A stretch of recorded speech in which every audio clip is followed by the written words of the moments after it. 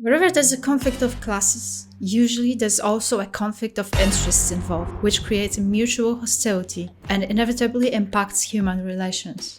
But deep down, beyond antagonism, there's usually what I consider the very essence of humanity: kindness, compassion, mutual understanding.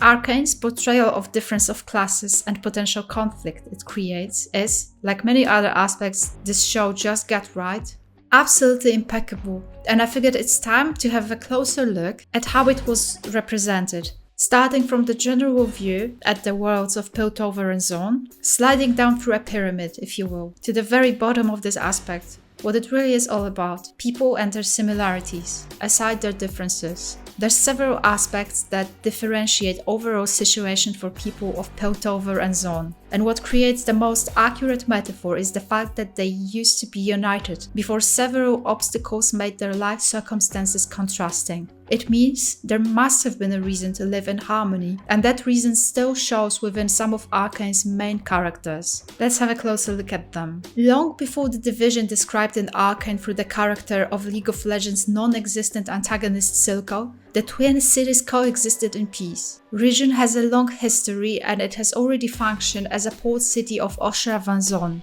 thousands of years ago. Name itself surely served as an inspiration to Silco.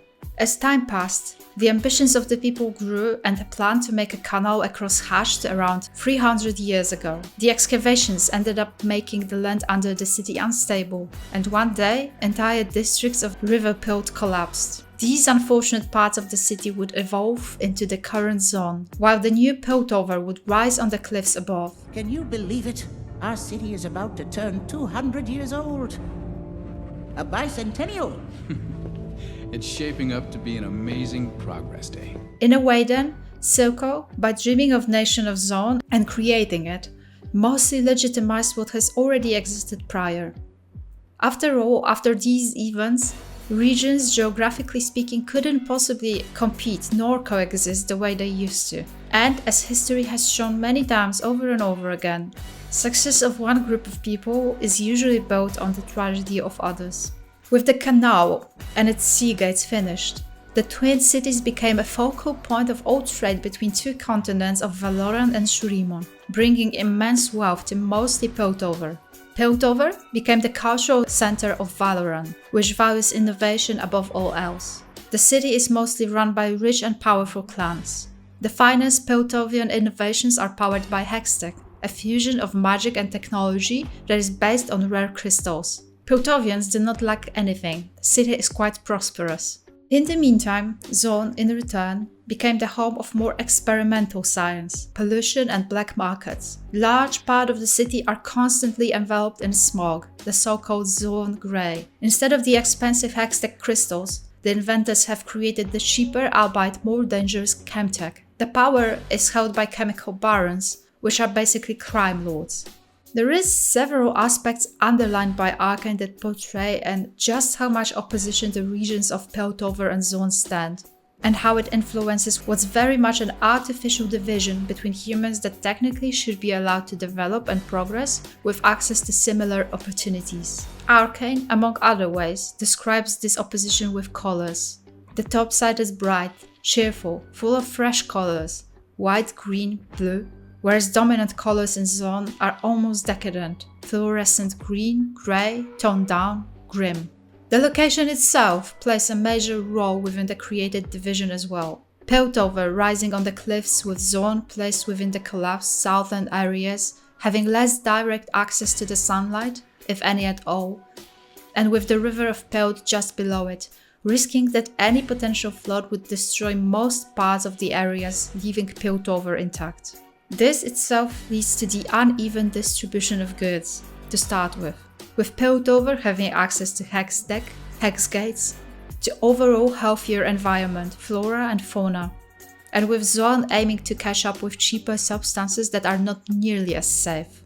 These substances' existence creates a risk of addiction for those who take them, and addiction is more than likely to develop among people who have less opportunities, see less chances of any sort of social advance in the future, who give up and reach to various drugs in order to make their life temporarily just a little bit better.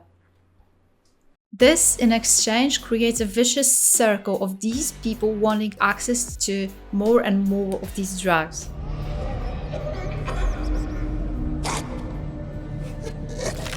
What is this place? It's where the kind of people you topsiders don't want to think about wind up. Which generates demand on the market that leads straight to the Cambarans creating more of these, ultimately destroying and poisoning Zaun's society, hiring workers for the lowest of wages, making them work overtime. Producing these chemical substances also causes another side effect. Air in many Zaun areas is very much toxic and often leads to diseases, same as water. Confronted with such circumstances, ignored by the upper part of the Twin City, Zaun's inhabitants often feel neglected, forgotten. They give up, they do not fight for equality, and do not focus on aspects that Piltovians have quite easy access to, like culture, education, inventions, science. Very much like Maslow's pyramid, their first and foremost struggle is to survive, to have access to food, shelter. Described circumstances ultimately cause mutual judgments. Jace, what is this? Do you have any idea how this looks? Almost hostility between those who are from Piltover and those who come from Zaun, which, going back to the point, divides the society into classes, the upper noble ones located in Piltover, and middle and lower ones in Zaun. However, at the very bottom of this conflict of classes, as usual, are actual people. Easy for you to say. Your people aren't dying all around you. Likely to make connections if given a chance, to stand against these odds and understand one another.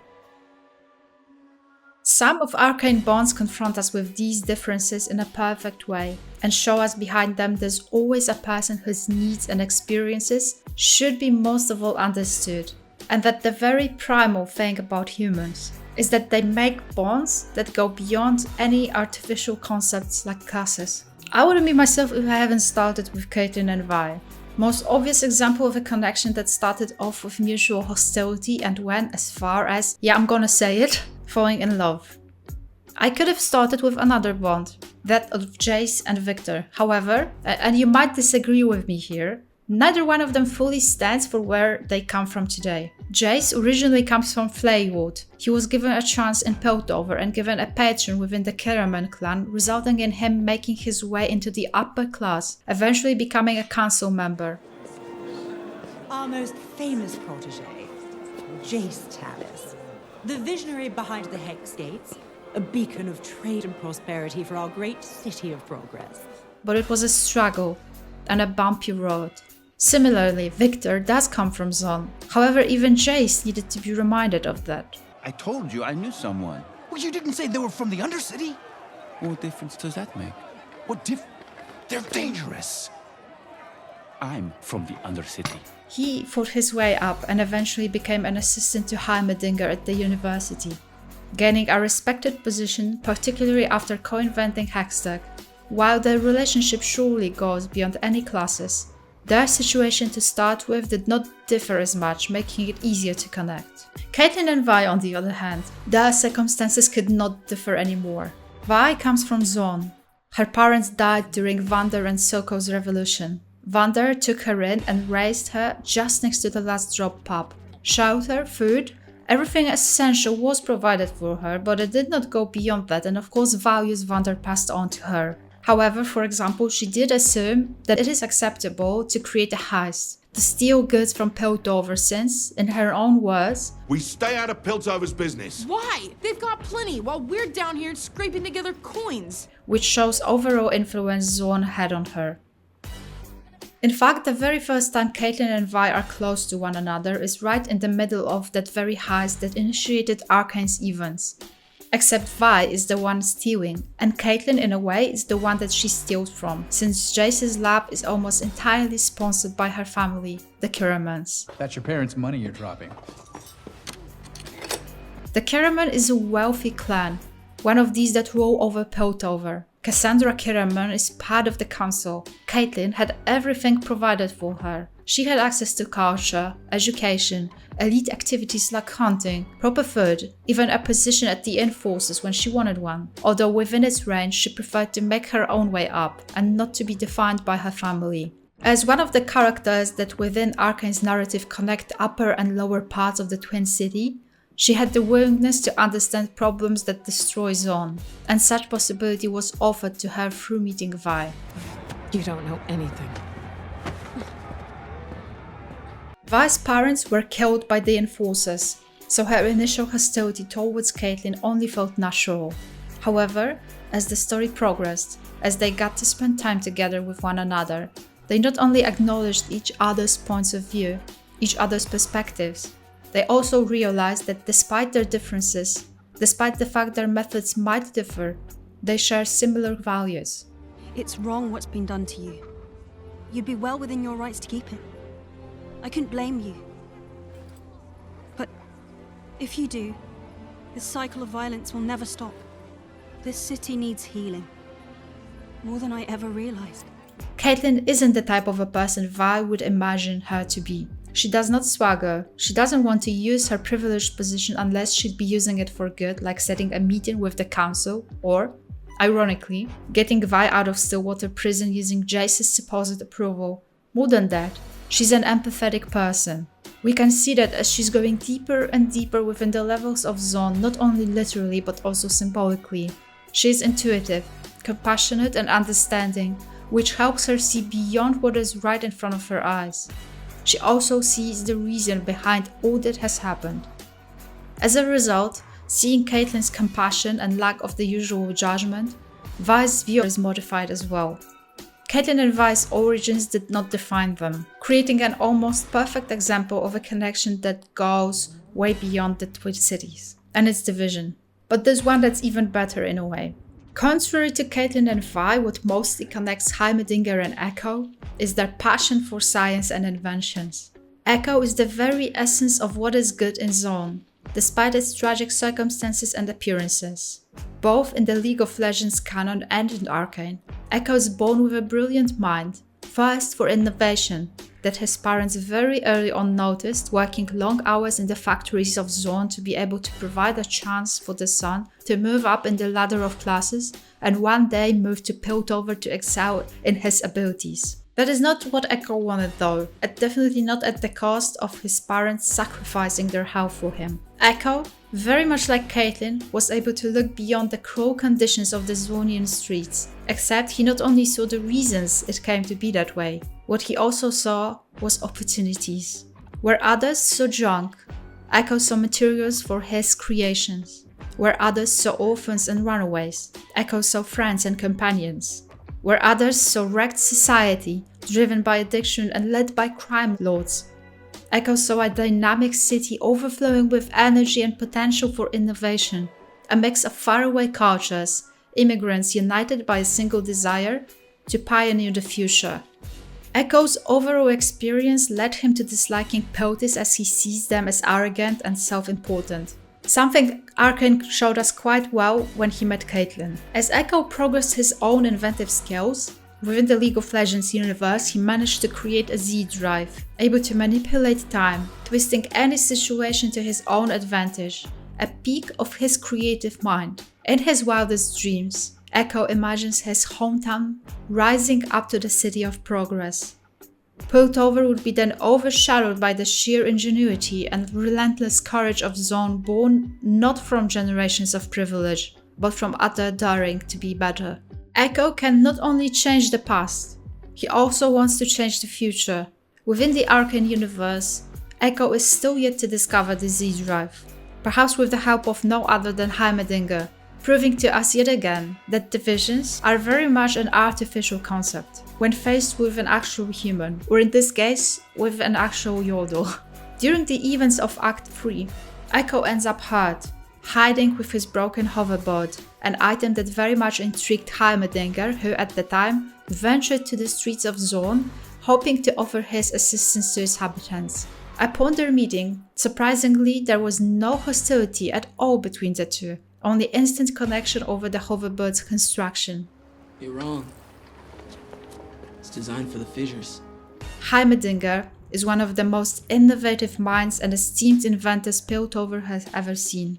Relentless in his work to the point of neurotic obsession, he thrives on answering the universe's most impenetrable questions. Heimerdinger has crafted some of Piltover's most miraculous lethal machinery and constantly tinkers with his inventions to make them even more efficient.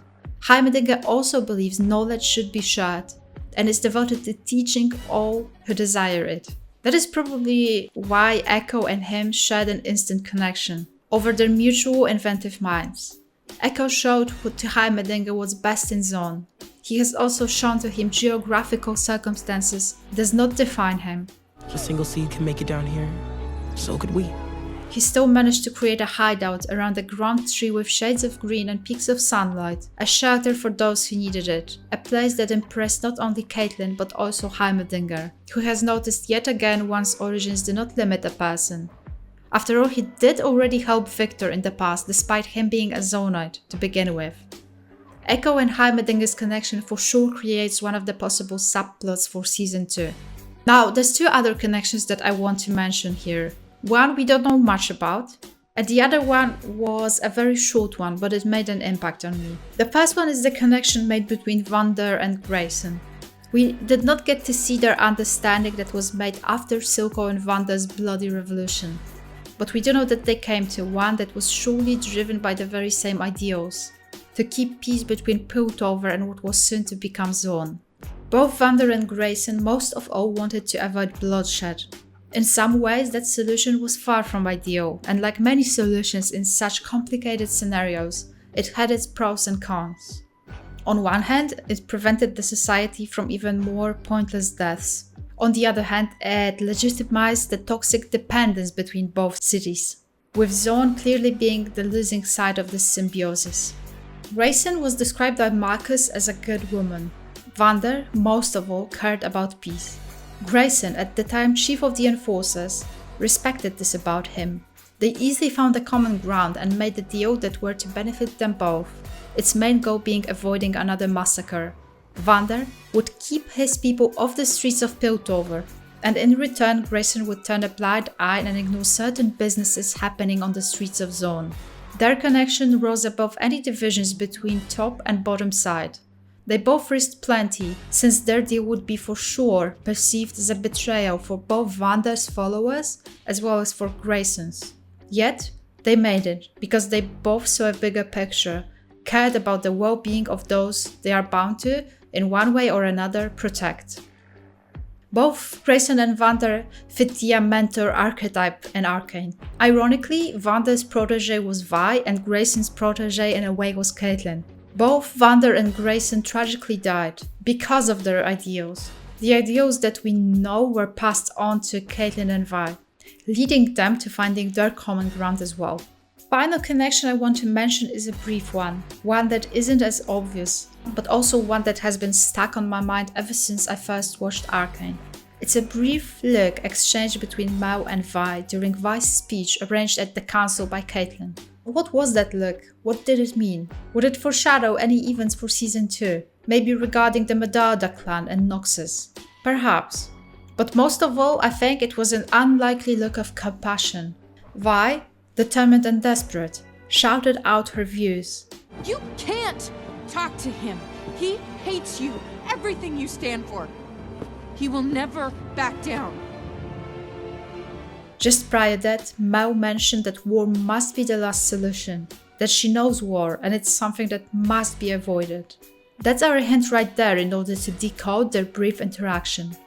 In return, Vi claimed Silco would never negotiate, never back down. Mao seemed to recognize that kind of fierce approach. What Vi described surely reminded her of her mother's uncompromising approach, reminded her of Noxus's own bloody escapades, memories that we were previously shown presenting Mao's mother's ruthless approach, Wolf having no mercy, or maybe even the girl that was killed right in front of her eyes, teaching her the ultimate lesson of cruelness.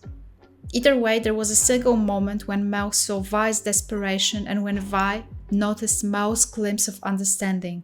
As Vi was escorted out, Mao watched her leave.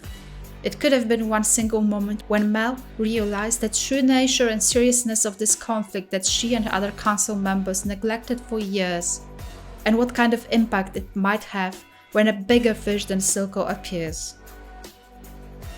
But if a council member that grew up within the wealthiest of environments can see right through Vi's desperation, then there's surely still some hope for Piltover and Zaun. Arcane did a wonderful job showing us that human connection can rise above life circumstances, above one's origins that did not and should not define anyone. Caitlyn and Vi share similar values which led to their mutual respect, them falling in love. Heimerdinger and Ekko shared passion for innovation, and in result, they instantly looked past what is obviously a major difference of their backgrounds. Grayson and Vander shared a vision of the twin cities coexisting in peace. Their bonds proved that Piltover and Zaun, despite appearances, did not have to differ in such a considerable way, and that all it takes sometimes is hearing another person out, because we know exactly what happens when a person is not heard.